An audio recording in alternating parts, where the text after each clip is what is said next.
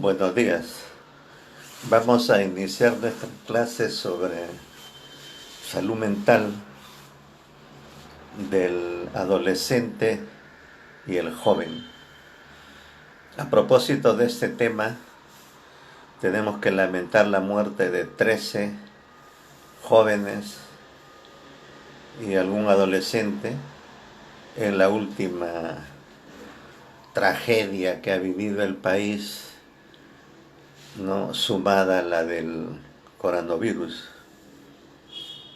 Esta es una situación que hay que evaluar adecuadamente porque se ubica justamente dentro de la problemática de la salud mental y la problemática del adolescente y el joven. ¿Qué es lo que está de por medio? La información. Quiero que se tome conciencia de este criterio que yo vengo insistiendo, que yo vengo persistentemente trabajando. La información es la que facilita el desarrollo psicobiológico social del ser humano.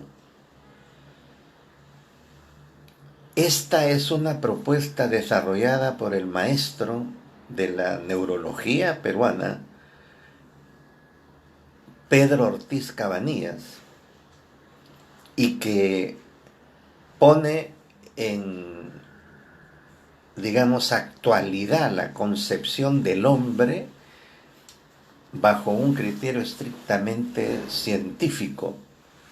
Mucho se ha trabajado en términos de la psicología y de la esencia del hombre, y todo ello es muy válido porque es historia, pues es historia, es la preocupación del hombre por saber sobre su desarrollo. Pero la propuesta de Ortiz da en la clave, en el sentido de que cómo es que se desarrolla el hombre. Y entonces él, en principio nos ponen la idea clara de que el hombre es igual al universo. ¿En qué sentido? De que toda su estructura física, es decir, de composición química elemental, es igual en el hombre y en el universo.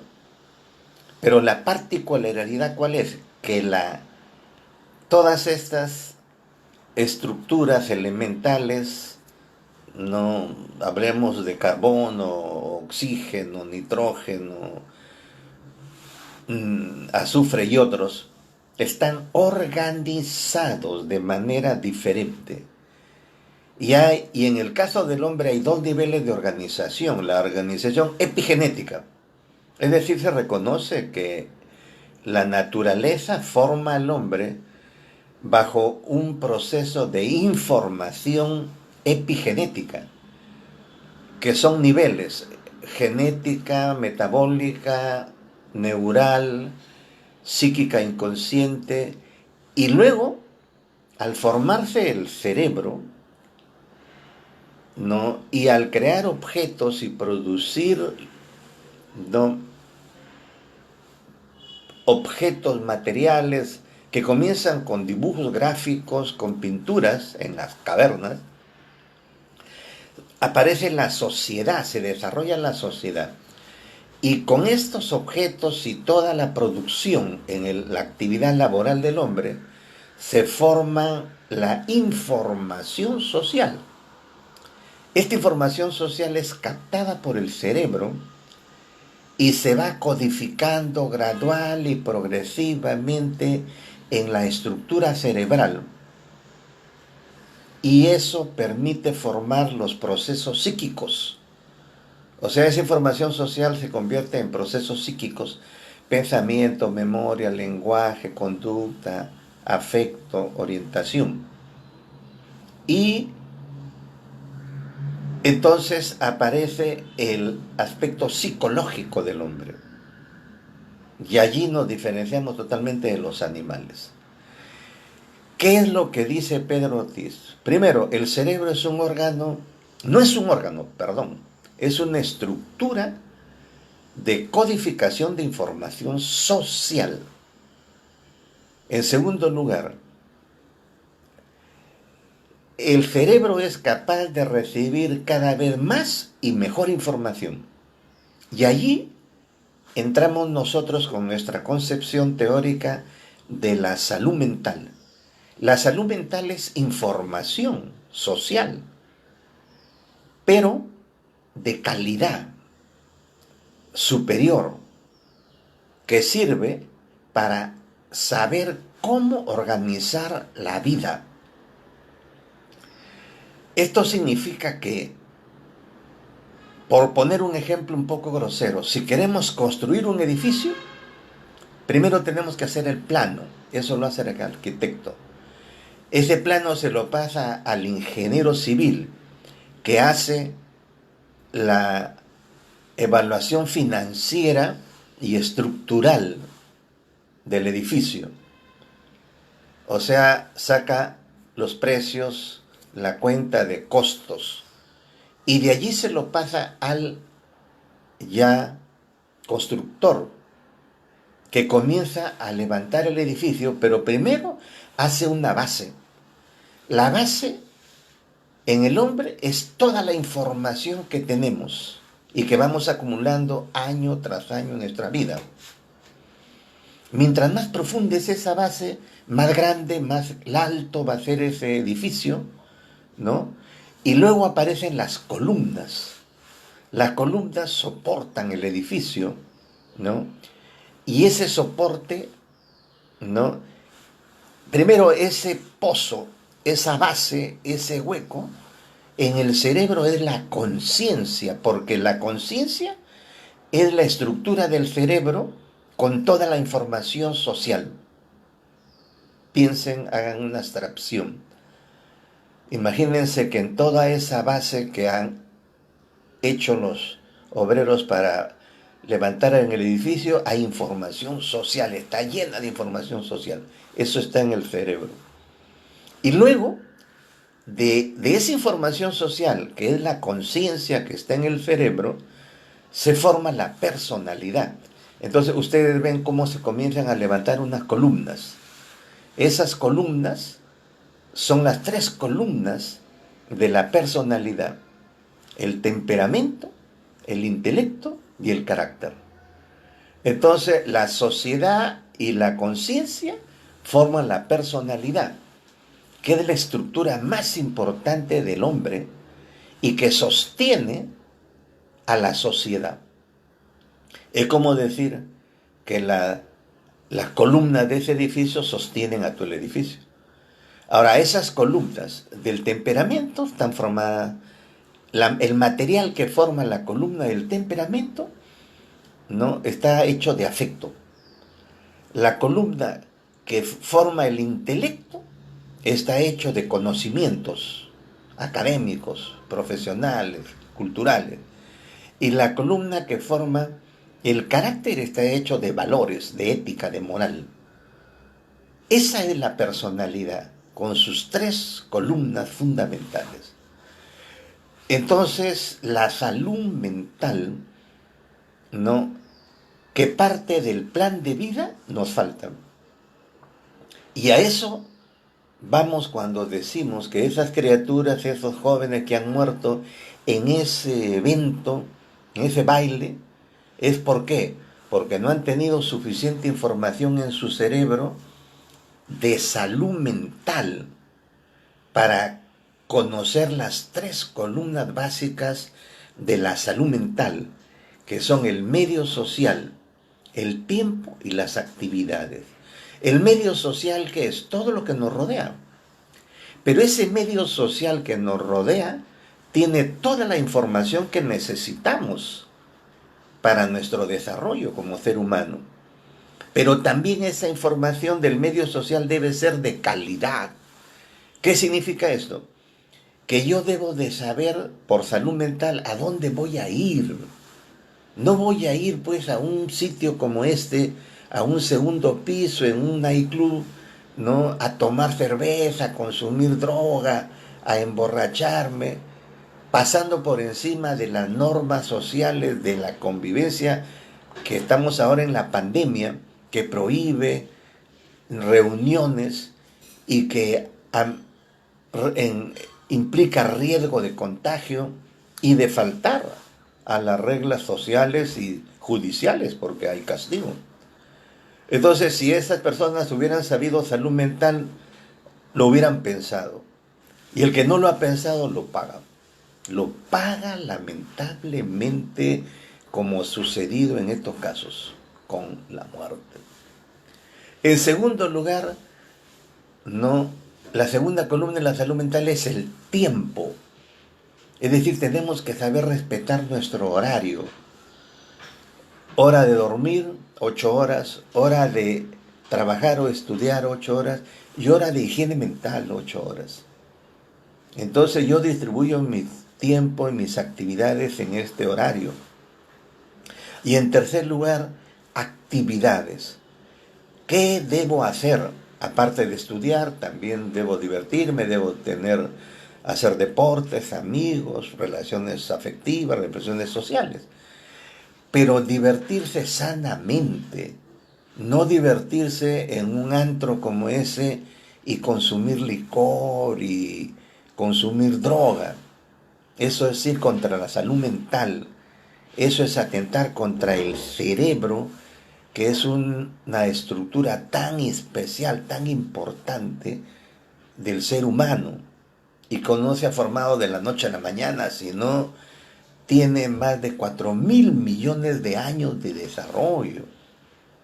Entonces, miren cómo esta tragedia que estamos viviendo, que duele a tantos familiares, 13 familias, no, lamentablemente nos sirve de ejemplo para entender la importancia de la salud mental, pero aún más comprender que se trata de que hay que tener información para la vida, que se trata de que hay que organizarse para vivir adecuadamente bajo esos tres principios. Y nosotros lo hemos, digamos, plasmado en el árbol de la vida. La raíz es el sueño, el tronco es la actividad principal, estudio o trabajo, y las ramas son higiene mental. Entonces, tratándose de este tema de hoy, adolescencia y juventud, comenzamos hablando de la adolescencia. La adolescencia, como su nombre lo dice, adolecere, es un término latino que nos indica que es adolecer de una estructura psicológica definida, totalmente organizada, ¿no? Y para poder entender la adolescencia, primero hay que saber que hay dos etapas, ¿no? La primera etapa es la de la pubertad, que es una etapa de desarrollo físico hormonal, ¿no? Y que se desarrolla más tempranamente en las mujeres por el tema de de las hormonas que facilitan el desarrollo más temprano de la mujer. Entonces una mujer entra a la pubertad ya de los 11, 12 años. En cambio el varón entra de los 12 a 13 años. Y la segunda etapa ya es la etapa propiamente de la adolescencia, que comienza no de los 13, 14 años hasta los 20 años, 21 años, ¿no? Esa es la edad. Ahora bien, la adolescencia hay que entenderla como una etapa muy dinámica, una etapa muy cambiante, muy inestable, ¿no? Y que está pues entre la niñez y la juventud. La, el adolescente vive una serie de contradicciones muy serias porque muchas veces el adulto no lo comprende. Es una cosa curiosa, ¿no? Como dicen, la vaca no se acuerda cuando fue ternero. Es decir, no, el adulto se olvida de su condición de adolescente y resulta que le exige muchas cosas al adolescente que él tampoco ha cumplido y que él también ha sufrido, ¿no? En todo caso, para poder entender mejor la adolescencia, la ejemplificamos en un esquema, en una estrategia de un triángulo, le llamamos triángulo de las contradicciones. En el vértice superior del triángulo está la, la contradicción física, que significa, ¿no?, cambios físicos, cambios orgánicos, cambios estructurales del cuerpo. Estos cambios en el adolescente y la adolescente se dan muy rápido y con algunas circunstancias muy poco favorables al adolescente porque es disarmónico.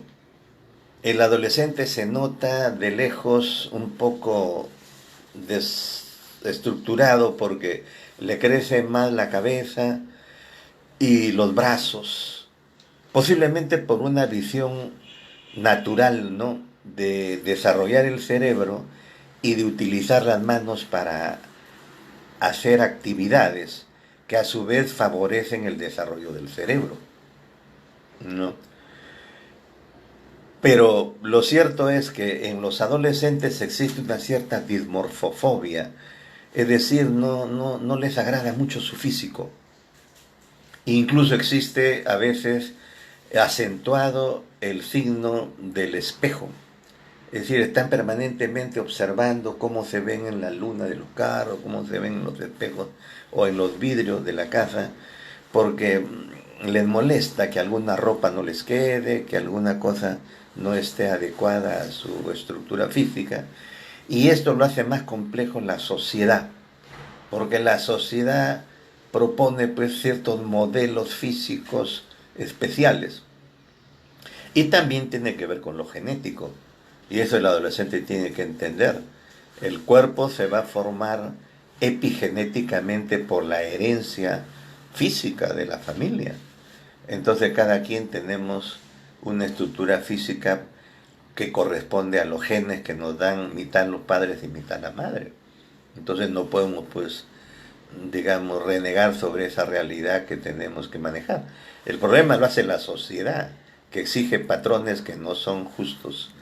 Y entonces ahí viene el tema de la cirugía plástica, de los cambios en la cara y ajustes en el cuerpo que trauman, que generan tremendos problemas y que muchas veces en las mujeres en especial producen la bulimia y la anorexia nervosa, que es terrible, que es grave. Ahora, en el aspecto también del desarrollo físico del adolescente, tenemos que tener en cuenta que ese desarrollo genera crecimiento de órganos internos. Y ese crecimiento de órganos internos va a producir dolores internos, que los adultos no aceptan porque dicen, ¿cómo te va a doler el pecho? No, si ni que tuvieras mal del corazón, ni yo siento esos dolores, pero se olvidan de que hay un tironamiento y hay una sensación inadecuada. También los músculos son tejidos que están en formación, fibras musculares. Entonces hay dolores, hay cansancio, hay agotamiento físico muy temprano, muy rápido, porque los músculos no están totalmente desarrollados. Entonces en educación física lo jalan, le ponen malas notas porque no hacen bien los ejercicios, pero ese profesor de educación física se olvida de que el cuerpo no está totalmente desarrollado en el adolescente y peor aún según su constitución genética. Entonces, todas esas situaciones crean contradicciones en la vida del adolescente y el adulto, porque el adulto los insulta, ni que fueras viejo, que te cansas tanto, ni yo, apenas haces una cosa ya no puedes, le dan a cargar bultos y se cansa porque no tiene la fuerza muscular suficiente, pero se le insulta, se le castiga, se le quiere aplicar disciplina para su conducta, cosa que no es justo, pues la disciplina es también para los cuarteles, para los conventos, pero no para el desarrollo humano y menos para la convivencia social familiar. En la relación familiar es una relación horizontal de fraternidad, de solidaridad. Y los adolescentes, como los niños, necesitan ser tratados con mucho afecto, con mucho amor. Al adolescente como al niño no se le manda, oye, haz esto, haz este otro, oye, báñate, oye, no, se le sugiere. Sería bueno que hagas esto, sería bueno que vengas a almorzar, ya está tu almuerzo, mi amor, mi vida, mi tesoro, ya está tu comida. O sería bueno que vayas, me parece que es mejor que ya te pongas a estudiar, o creo que ya es hora de que vayas a dormir. No se le puede imponer, no. Para eso en el colegio se le debe de ir enseñando salud mental para que él sepa lógicamente establecer sus horarios y la importancia del sueño y de las actividades. Todo es un proceso informacional que tiene que estar en el cerebro para orientar el desarrollo del ser humano. Entonces acá no hay nada por la fuerza, nada obligatoriamente. Por eso que las leyes hoy, las normas, los decretos se infringen. ¿Por qué? Porque ese joven que va a esa fiesta no ve el riesgo que va a correr y no sabe salud mental. Lo que le interesa es divertirse, lo que le interesa es pasar un buen rato, ¿no? Y en fin, cosa que está en contra de su propio bienestar y salud posterior. Ahora, el adolescente no sabe que eso es transitorio, que su cambio, su físico, su cuerpo se va a estabilizar en algún momento. En la otra, el otro ángulo del lado derecho es la contradicción hormonal. Las hormonas se desarrollan, especialmente en la mujer, también en el varón, y generan cambios físicos, acumulación de grasa en determinadas partes del cuerpo, ¿no? Y ciertas manifestaciones psicológicas, a veces dolores, molestias, cambios bruscos de humor, inestabilidad.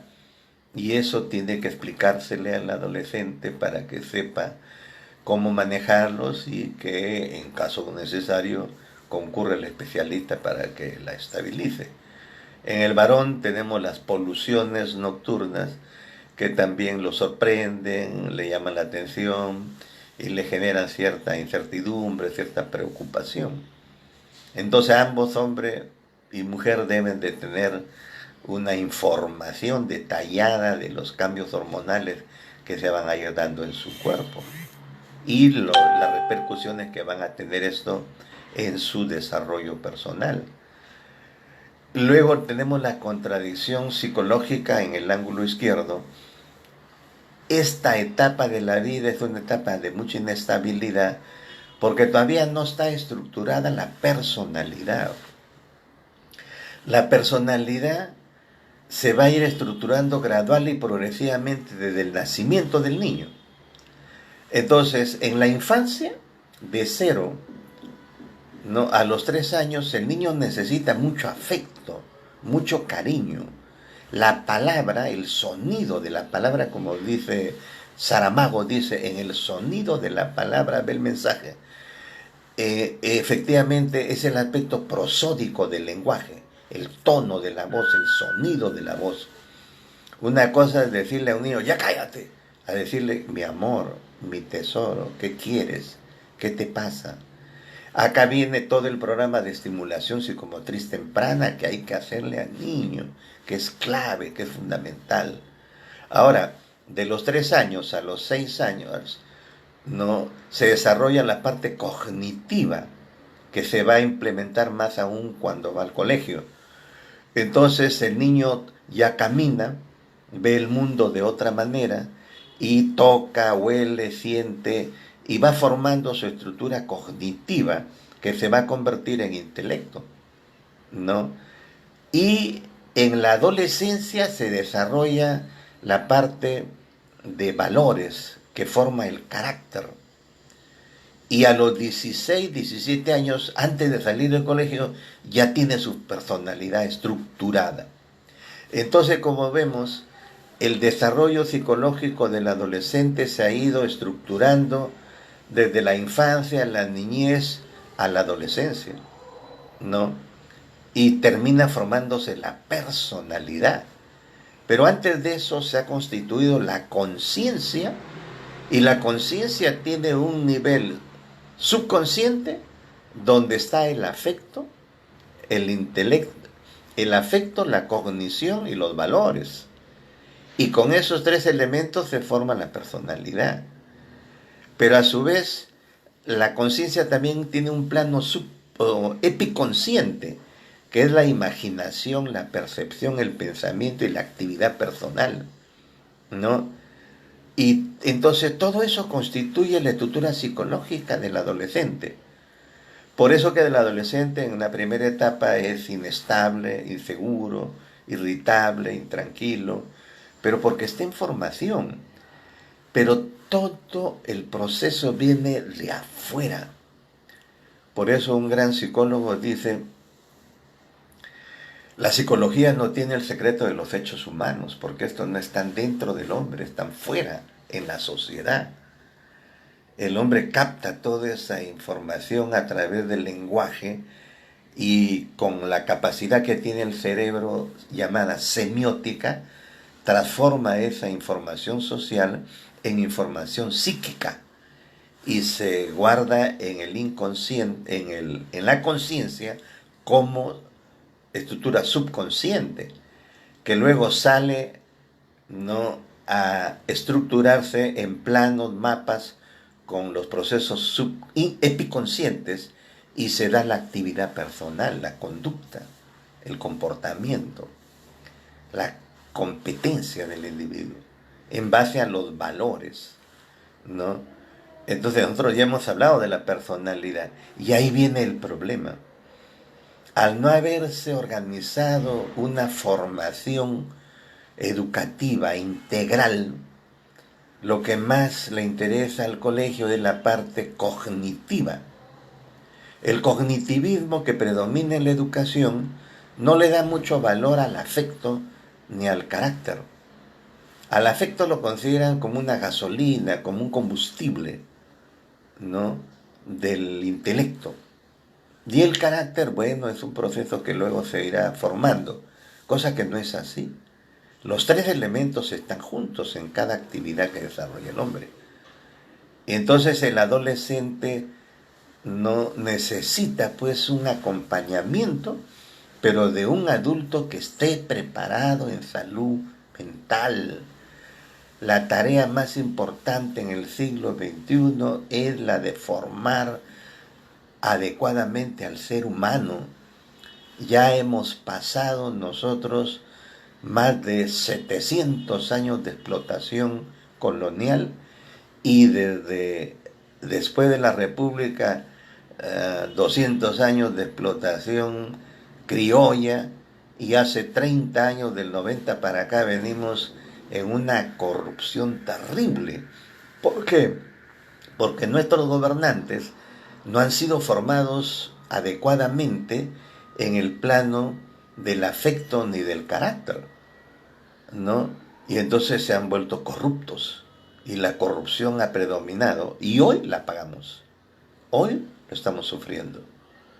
Entonces, volviendo a la formación del adolescente, eso es todo su proceso, eso es todo su desarrollo y eso es todo lo que hay que tomar en cuenta.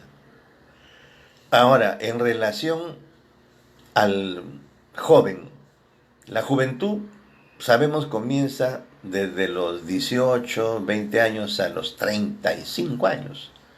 Existe una curva del desarrollo humano que parte del nacimiento y va subiendo la adolescencia. A los 25 años ya se ha logrado el máximo desarrollo físico del hombre y luego se puede seguir ya bajando, pero de manera progresiva y gradual. Pero si el adolescente ha consumido licor, ha consumido drogas, a los 25 años comienza una caída muy rápida por drogas o una un poco más lenta por alcohol y se deteriora y ya no llega a la edad adulta o llega en condiciones muy lamentables, muy deterioradas. Pero volviendo al joven, el joven ya es un individuo con una estructura física ya definida y que psicológicamente también ya está totalmente estructurado. Su conciencia y su personalidad ya están formadas, o deben estar formadas, y deben estar adecuadamente formadas, deberían estar adecuadamente formadas. Si se les ha dado una educación que incluya la formación en salud mental, si desde niños les han dado un plan de vida, en la infancia hasta los 6 años les han hecho estimulación psicomotriz temprana, ¿no? Y se les ha ido enseñando progresivamente cada una de sus etapas formativas en el colegio hasta que salen, ¿no?, del colegio a los 16 años o 17, ya con una persona estructurada. Lamentamos decir que eso no sucede y que justamente los adolescentes más destacados académicamente son los que más riesgo tienen de sufrir enfermedades mentales. Y los que no son destacados van al sicariato, o van a las infracciones, a los delitos, o al consumo de droga, al consumo de alcohol. ¿Qué pasó? ¿Culpa de ellos? ¿Culpa de sus genes? No, culpa de la sociedad en la que vivimos, que no está formando adecuadamente al individuo. Volviendo al joven, el joven ya tiene entonces su personalidad adecuadamente formada y esta personalidad se va a consolidar. Lógicamente que el temperamento puede cambiar. El temperamento es la forma como reaccionamos a los estímulos del ambiente y puede cambiar en función de la información social, porque se sigue recibiendo información social.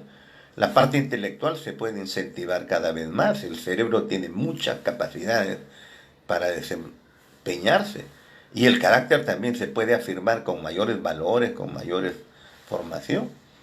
No olvidemos que el carácter viene desde las necesidades que le inculque el mismo adulto al niño, hablándole de que se bañe, que se cambie, que es bueno que coma a tal hora, que es bueno que sea respetuoso, que es bueno que sea limpio, que es bueno que sea puntual, que sepa respetar al adulto. Entonces se van formando, ¿no?, motivaciones que van a terminar en valores y se van generando estímulos que ayudan a avanzar al individuo.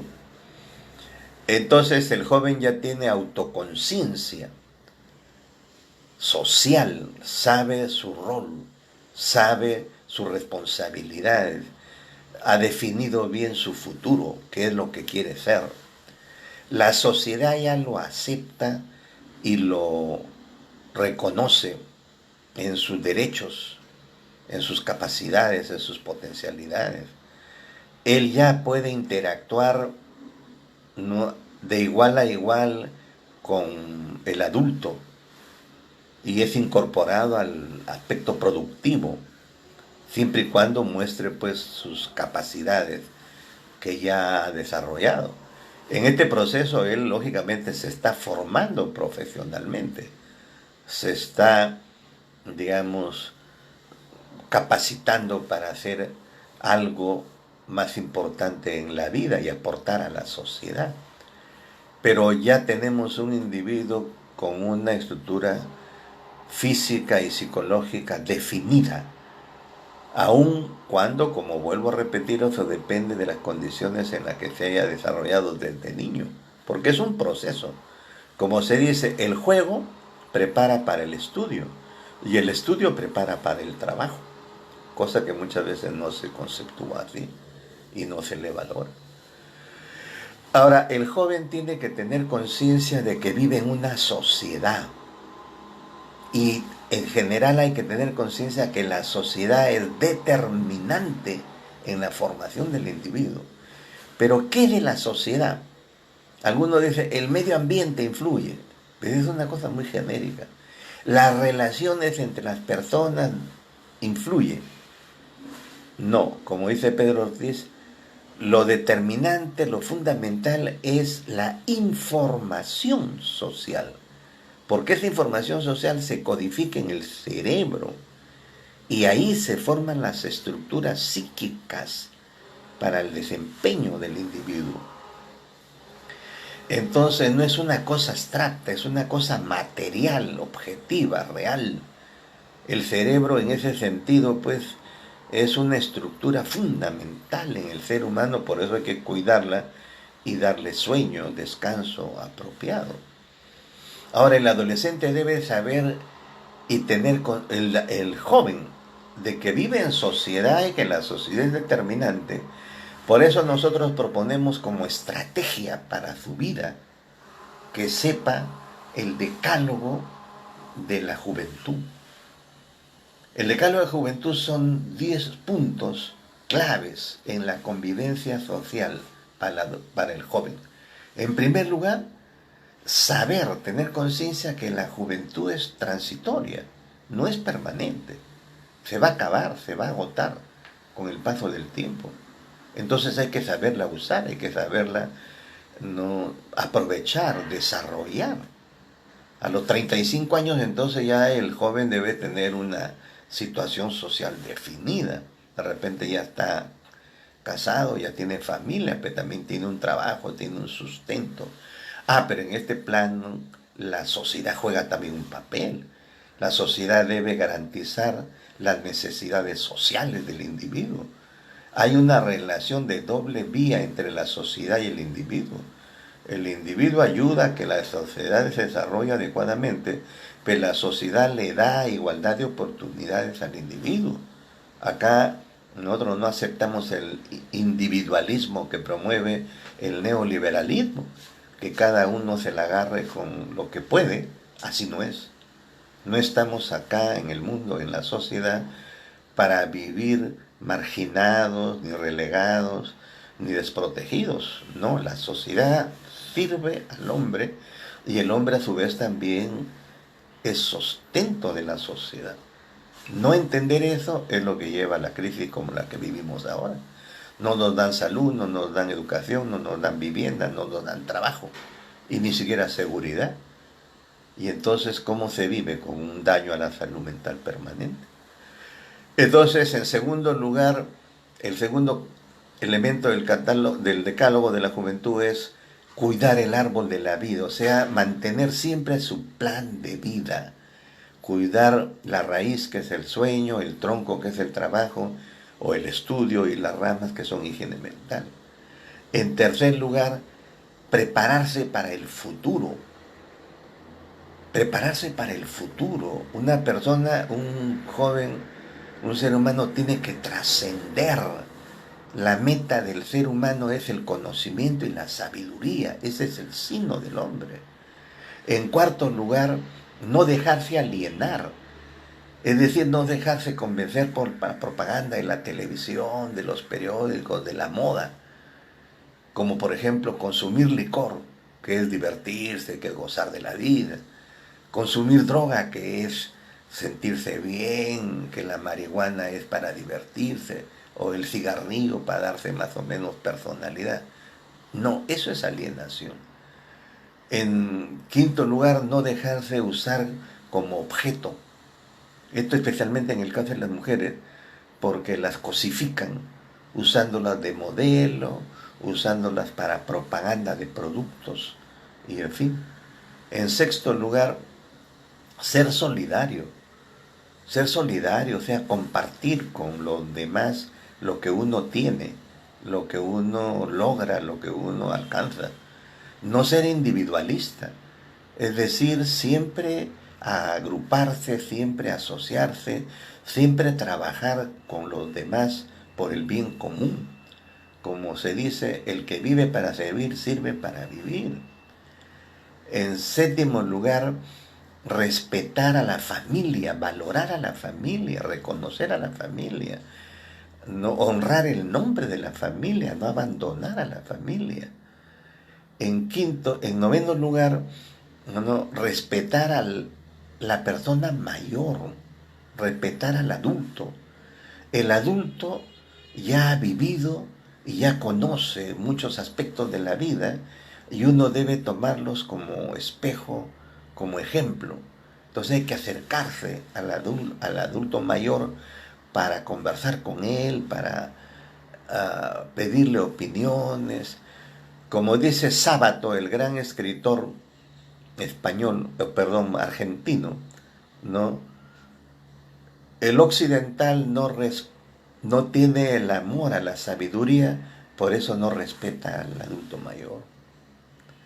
Y finalmente, hacer, ¿no?, una escala de valores. ¿Qué significa una escala de valores? Es decir, organizar la vida orientándose siempre por lo que tiene calidad, por lo que tiene valor social, ¿no?, y que va a permitir que uno pueda servir y ayudar a los demás. Uno no puede vivir con el método de ensayo y error, del caos, no. Por eso Vallejo dice dos cosas que son muy importantes. Vallejo dice: si quieres que tu vida se proyecte al futuro, ponle orden y método. ¿Cuál es el orden? El árbol de la vida. ¿Cuál es el método? Salud mental. Pero a su vez también Vallejo dice algo muy importante. Dice: tenemos derecho a ser felices, a gozar de la vida, pero para lograrlo es necesario un conocimiento científico e integral de la vida. Ese conocimiento científico e integral de la vida lo debe dar el colegio. Y nosotros modestamente, ¿no?, reconociendo por un lado el enorme aporte de un gran maestro de la psiquiatría como Javier Mariátegui, que es el pionero de la psiquiatría a nivel nacional. Él decía: la salud mental es la posibilidad de optimizar al hombre como sujeto histórico. Ojo, importantísimo esa propuesta. Él propuso un plan de salud mental desde el año 1975, junto con el maestro Humberto Rotondo y el otro gran maestro también, Matos Mar, pero no les hicieron caso. Y ahí está el problema de la ignorancia de los gobernantes, de la ignorancia de la clase política dirigente de este país, que no está bien formada. Por eso hay que saber elegir candidatos y a las presidencias, al Congreso. Y también el maestro Pedro Ortiz Cabanillas, que ha hecho su teoría del desarrollo del hombre, ¿no?, basada en la concepción psicobiológica social. Y nosotros que aportamos nuestra teoría de la salud mental. La teoría de la salud mental, como los estamos señalando, propone una serie de estrategias de cómo vivir. Ya les estamos diciendo, la estrategia del joven no es el triángulo de las contradicciones, que debe saberlo el adolescente. La estrategia del adolescente, el triángulo de contradicciones, y que debe saberlo, debe conocerlo para entenderlo, y se le debe enseñar en el colegio, y los adultos también deben de aprenderlo. Y en el joven, la estrategia fundamental es del decálogo del desarrollo del joven. Porque si no se cuidan con esos 10 elementos, la sociedad los barre, la sociedad los destruye. Es lo que ha sucedido, ahí está el ejemplo, todos los días podemos verlo. Lamentable este ejemplo de la desgracia, ¿no?, que ha sucedido con estos jóvenes en Los Olivos. Eso no es justo, eso no puede ser. ¿Qué es importante en estas circunstancias? En estas circunstancias es importante organizar a toda la sociedad, ¿no?, y que desarrollar conciencia, organizarse y movilizarse para defender su salud y defender el futuro y la vida. Porque estamos en una etapa de la sociedad muy crítica, pero existe salida, existe futuro, existe conocimientos, existe ciencia, como dice el arzobispo, no, Pedro Barreto. Hay que unir la ciencia y la fe, hay que unir a todas las fuerzas sociales como en el poema Masa. El poema Masa es, ¿no?, el mensaje más importante que nos deja otro gran hombre de nuestra historia, César Vallejo. Muy bien, entonces bajo estos criterios terminamos esta pequeña exposición sobre salud mental. Más datos pueden encontrarlo en amazon.com, Andrés Ceballos, salud mental. Ahí hemos logrado, con mucho esfuerzo, con mucho trabajo, desde ya más de 40 años, ¿no?, crear una teoría de la salud mental y producir unos libros que son nuestra propuesta y que no es la verdad absoluta, no, pero sí es un camino, que es el camino que nos marcó, como digo, César Vallejo, que nos marcó Javier Mariátegui y que nos ha marcado nuestro maestro también, Pedro Ortiz Cabanillas. Por eso Newton decía, súbete en hombros de gigantes y verás más lejos. Claro, el primer revolucionario que nos marcó este camino fue Cristo. Cristo nos marcó el camino de amar a tu prójimo como a ti mismo. Entonces no se trata de derechas o de izquierdas, no, se trata del hombre, se trata del ser humano y de un mundo mejor para todos. Hay condiciones, hay riqueza para todos. Gracias.